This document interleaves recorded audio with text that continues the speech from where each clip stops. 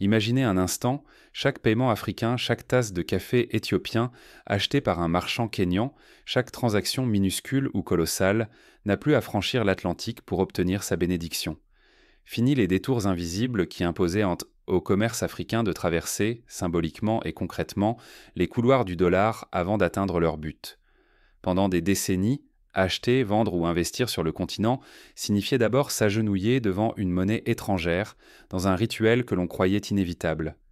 Ce passage forcé par le dollar a façonné toutes les transactions, grandes ou petites. Imaginez le fermier zambien exportant son maïs vers le Malawi, la couturière ivoirienne vendant ses pagnes au Burkina Faso, le commerçant tanzanien achetant du riz à son voisin, ou encore l'entrepreneur sénégalais payant un sous-traitant gambien. Chaque échange devait se plier à la conversion en dollars américains, se soumettre aux taxes des banques lointaines, puis attendre d'être enfin reversé, amaigri par les prélèvements, parfois de l'ordre de 15 à 20% du montant total.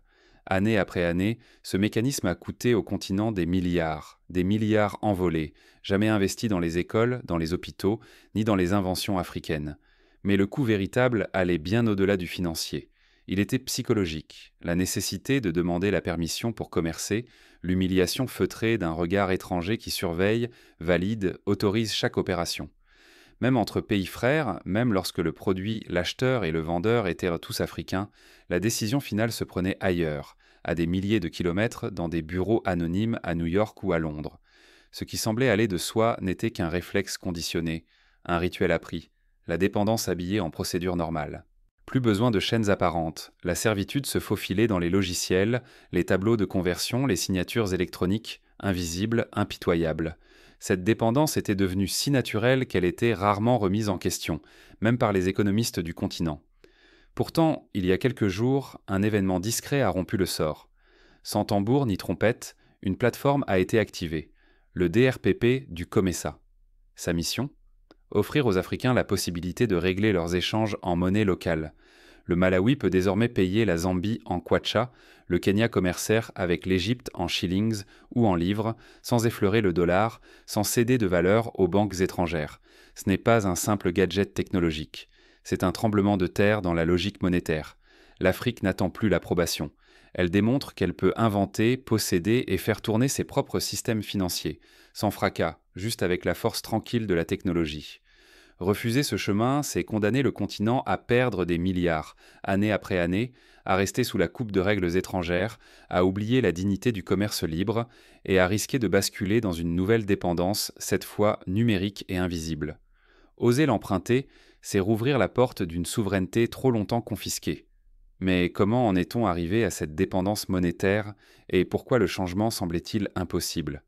Il faut remonter aux origines de ce système et comprendre les mécanismes qui ont imposé ce passage obligé.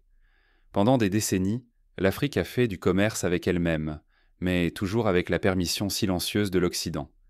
Imaginez, pour qu'un restaurant d'Addis Abeba serve un café kényan ou qu'un marché malawite propose du maïs zambien, chaque échange devait passer sous l'œil vigilant de banques étrangères. À chaque étape, une traduction, un contrôle, une taxe imposée depuis l'autre bout du monde. Ce n'était pas un détail technique, c'était une règle invisible, absolue. Prenons l'exemple d'un commerçant du Kenya qui voulait vendre ses grains à l'Éthiopie. Son argent devait d'abord traverser l'océan, être transformé en dollars, puis revenir, amputé de commissions par des institutions étrangères qui ignoraient le tout des deux partenaires. Un producteur de Zambie exportait son maïs au Malawi, juste à côté. Même détour fatal, récolte locale, mais paiement qui passait par Londres ou New York, où chaque transaction enrichissait des banques occidentales. Parfois, la procédure prenait plusieurs jours, voire des semaines, à cause des délais de conversion, des contrôles anti-blanchiment et des vérifications réglementaires imposées par des banques qui n'avaient aucun ancrage sur le continent. Les petits entrepreneurs, souvent dépourvus de réseau bancaire international, perdirent davantage encore, car ils devaient passer par des intermédiaires locaux, eux-mêmes soumis à la hiérarchie bancaire internationale. Au fil du temps, ce circuit est devenu la norme. Personne ne le remettait en cause. Il semblait naturel, inévitable, presque biologique. Mais rien n'était naturel. Ce labyrinthe avait été construit, pierre après pierre, pour maintenir la dépendance et le pouvoir. L'empire du dollar n'avait pas besoin de soldats ni de discours. Il lui suffisait d'un système et que tout le monde y croit. Pour mieux comprendre, faisons un parallèle historique avec l'époque coloniale. Autrefois, l'Afrique expédiait ses matières premières vers l'Europe, qui transformait les produits, fixait les prix, puis revendait les biens manufacturés à prix fort sur le continent. Aujourd'hui, le mécanisme monétaire agit de la même façon. La valeur créée localement est siphonnée par des circuits de conversion, puis restituée incomplète. Le vrai coût dépassait les simples frais et commissions. À chaque échange, c'est un fragment de souveraineté qui disparaissait, une part d'autonomie sacrifiée, la dignité de commercer entre voisins échangée contre la sécurité illusoire d'une monnaie étrangère. Les chiffres masquaient la blessure la plus profonde, la conviction lentement inculquée que dépendre de l'extérieur était non seulement normal, mais fatal. Prenons l'exemple d'un petit artisan malien vendant ses bijoux en argent à un client nigérien. Malgré la proximité géographique et culturelle, la transaction devait passer par le franc CFA, lui-même arrimé à l'euro, ou par le dollar, selon la banque utilisée. Résultat, la moitié de la marge bénéficiaire s'évaporait dans les frais de change, rendant le commerce régional peu rentable et renforçant la tentation du marché informel. S'abandonner à cette routine, c'était accepter une soumission silencieuse, perdre du temps, de l'argent, des opportunités, et surtout abandonner son droit de décider. Chaque transaction devenait une demande d'autorisation adressée à ceux qui impriment une monnaie lointaine, à des milliers de kilomètres de là. Pourtant, ce que beaucoup jugeaient impossible vient de se produire. Une faille s'est ouverte dans ce mur de dépendance. Discrète mais profonde. Une nouvelle plateforme, la DRPP, promet de changer les règles du jeu. Pour la première fois, l'Afrique peut rêver d'échanger en monnaie locale, sans permission étrangère. Un simple clic et l'attente s'efface. Pour la première fois, l'Afrique commerce en ses propres termes, sans demander la permission. Pendant des décennies, chaque échange, même le plus modeste, passait sous le regard lointain d'une puissance étrangère. Acheter du maïs du Malawi en Zambie ou du café d'Éthiopie au Kenya signifiait convertir sa monnaie en dollars américains, subir des frais, patienter des jours, puis toucher un paiement amputé. Tout cela sans qu'aucun Africain n'ait vraiment choisi cette règle. Ce circuit n'était pas une fatalité technique. Il servait un but, maintenir la dépendance. Le coût dépassait de loin les milliards de dollars partis chaque année, des milliards qui manquaient cruellement à l'éducation, à la santé, à l'innovation. Mais la perte n'était pas qu'économique. À chaque transaction, c'est aussi la confiance en soi et en ses voisins qui s'effritait lentement. Aujourd'hui, la logique s'inverse. Le COMESA, alliance de 21 nations et près d'un demi-milliard de citoyens, a discrètement lancé la plateforme DRPP, Digital Retail Payments Platform. Son principe ? Permettre aux entreprises africaines d'échanger directement, en monnaie locale, sans passer par New York ou Londres, sans attendre la validation de banques étrangères. Prenons un scénario concret. Une entreprise égyptienne souhaite acheter du thé au Rwanda. Avant la DRPP, elle devait convertir ses livres en dollars, puis ces dollars étaient changés en francs rwandais, avec des pertes à chaque étape et des délais de plusieurs jours. Désormais, la transaction se fait instantanément, de livres égyptiennes à francs rwandais, par le biais d'un système sécurisé, transparent et géré localement.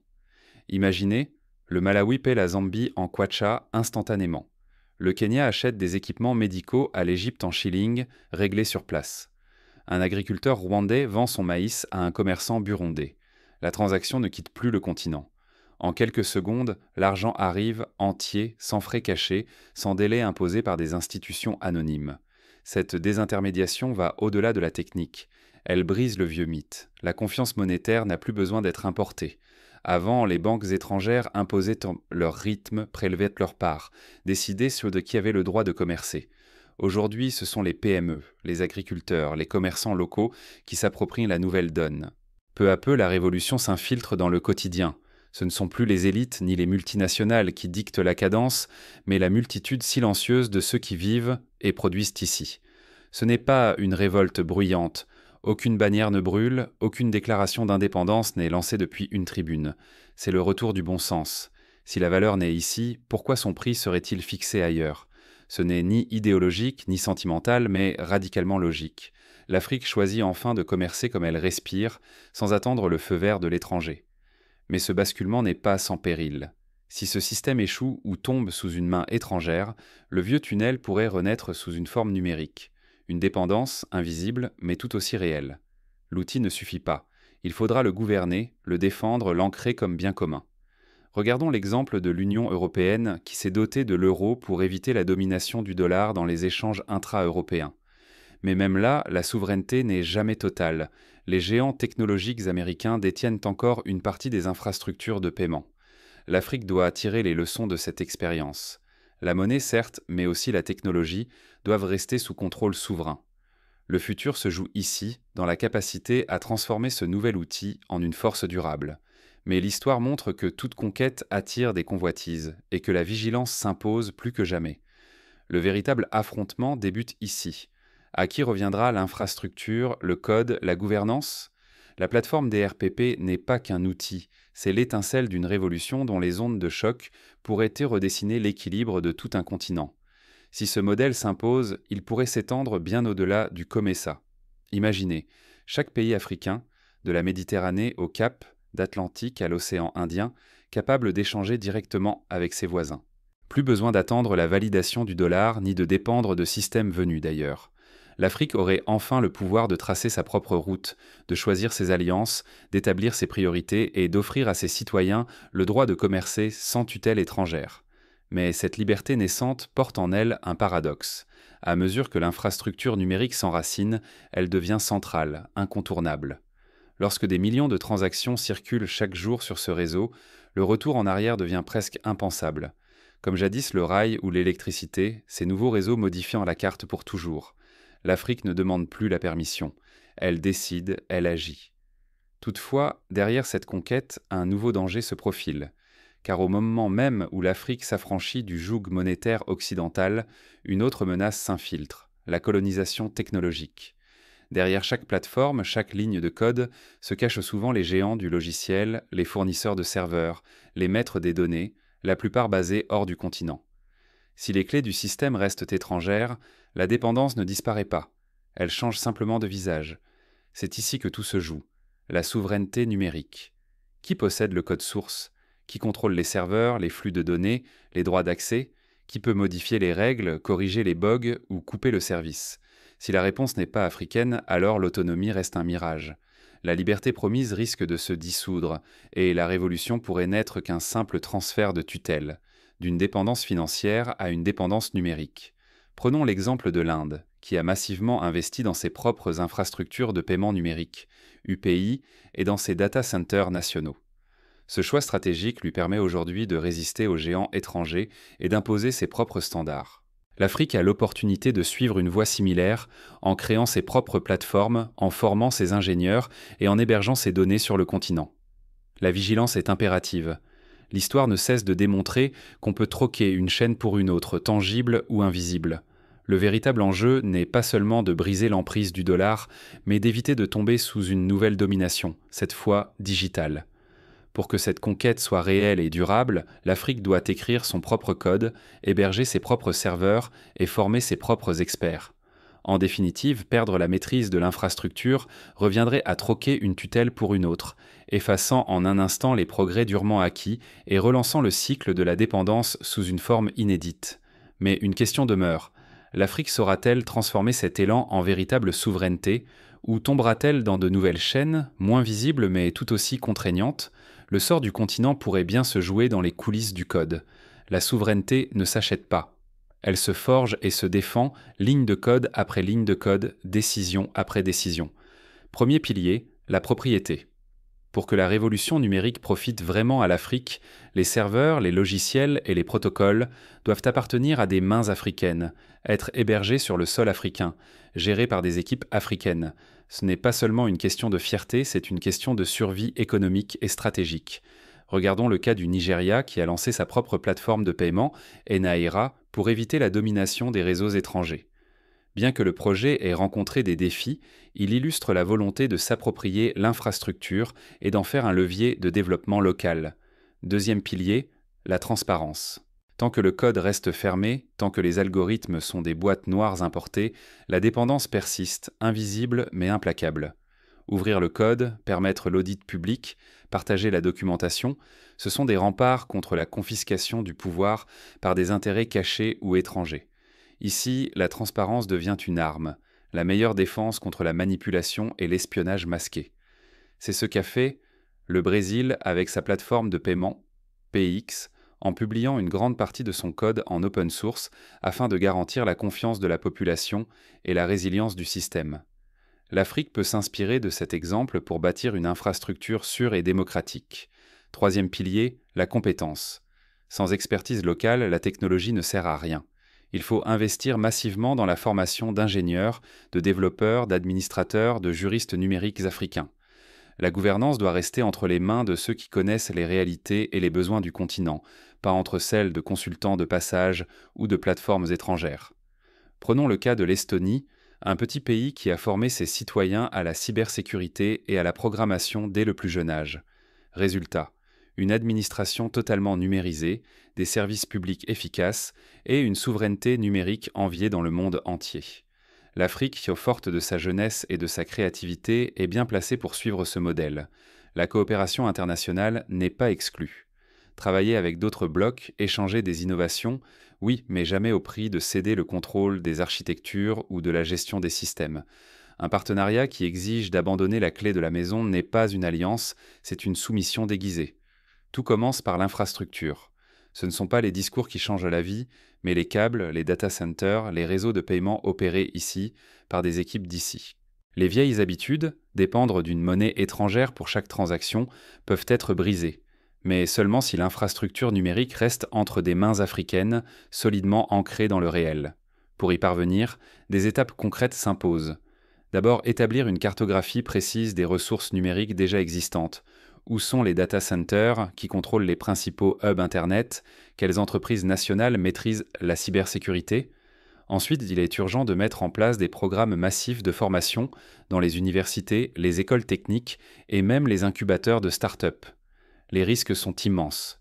Si la technologie n'est pas appropriée, maîtrisée et adaptée localement, la révolution sera confisquée, cette fois-ci par des algorithmes étrangers, des plateformes lointaines, des boîtes noires sans visage qui imposent leurs règles. Chaque utilisateur, chaque développeur, chaque décideur a un rôle à jouer. Refuser la facilité du prêt à utiliser, demander la traçabilité, défendre la localisation des données, soutenir les écosystèmes africains. Le Rwanda, par exemple, a choisi d'héberger toutes ces données gouvernementales sur des serveurs nationaux et de former des milliers de jeunes à la programmation. Résultat, le pays est devenu un leader régional en matière de services numériques et attire des investissements étrangers tout en gardant la main sur ses infrastructures critiques. Au final, gagner ou perdre la souveraineté numérique, c'est décider si l'Afrique sera l'auteur ou seulement la figurante de son histoire. Les milliards économisés sur les commissions, les heures d'autonomie gagnées, la fierté de commercer sans permission, tout se joue aujourd'hui dans chaque choix de composants, chaque règlement, chaque formation. Le futur ne s'improvise pas. Il se construit, il se programme, il se défend, chaque jour. La souveraineté numérique n'est pas un état final, mais une vigilance constante. Le progrès ne tient pas à une annonce, mais à notre capacité de transformer la technique en levier d'émancipation collective. Mais où commence ce chemin? Chaque avancée technique, chaque victoire sur la dépendance s'incarne dans des choix concrets sur le terrain africain. Par exemple, une PME ivoirienne, grâce à la DRPP, peut désormais vendre ses produits cosmétiques à une boutique congolaise en francs CFA, sans passer par Paris ni subir la volatilité du dollar. Cette simplicité libère non seulement des marges, mais aussi du temps, de la confiance, et favorise la création de réseaux régionaux solides. L'indépendance ne se proclame plus. Elle se tisse, ligne après ligne, paiement après paiement, dans le quotidien du continent. Ce qui commence ici n'est pas seulement une mutation financière. C'est un acte fondateur, discret par sa simplicité, mais colossal par ses conséquences. Grâce à la plateforme DRPP du COMESA, les Africains peuvent commercer entre eux, en monnaie locale, sans demander l'aval d'un arbitre lointain. La souveraineté s'écrit désormais en code, conquise sans bruit, mais avec une détermination inédite. Derrière chaque transaction directe, chaque paiement sans conversion forcée, se cache une réalité profonde. L'Afrique cesse d'abandonner chaque année des milliards à des intermédiaires invisibles. Cet argent, jusqu'ici englouti dans la mécanique de la dépendance, pourrait demain bâtir des écoles, ouvrir des hôpitaux ou poser les fondations d'infrastructures vitales. Plus encore, il restaure la dignité du commerce africain, la fierté de créer de la valeur sans permission ni perte. L'enjeu a dépassé la sphère économique. Il est devenu psychologique, presque philosophique. Pendant trop longtemps, la dépendance semblait inévitable, gravée dans les procédures, dans l'architecture même des paiements. Mais le code a changé. L'Afrique ne demande plus. Elle s'accorde transaction après transaction jusqu'à ce que l'exception devienne la règle, et la règle une référence nouvelle pour le monde. Mais rien n'est acquis. Si cette chance n'est pas saisie, si l'élan s'essouffle, le risque guette. La dépendance pourrait revenir, non plus par la monnaie, mais par la technologie. Les plateformes étrangères n'attendent qu'un moment d'hésitation, que l'Afrique retombe dans la routine, que la souveraineté disparaisse à nouveau sous des formes plus numériques mais tout aussi contraignantes. La vraie question n'est plus sommes-nous capables? La réponse est écrite dans le code, sur les serveurs, sur chaque écran. Ce qui compte désormais, allons-nous défendre ce que nous venons de conquérir?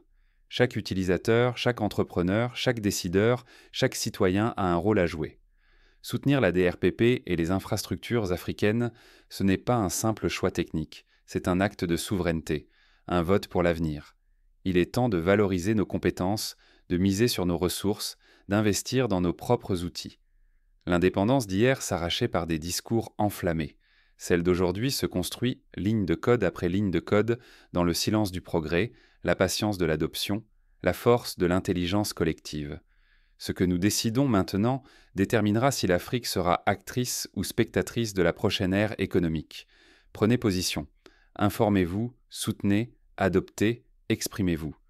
Le futur ne s'attend pas, il se construit. Si cette histoire vous touche, partagez-la, réagissez, agissez. L'Afrique n'a plus besoin d'autorisation pour écrire sa propre histoire. Chaque clic, chaque choix, chaque paiement compte.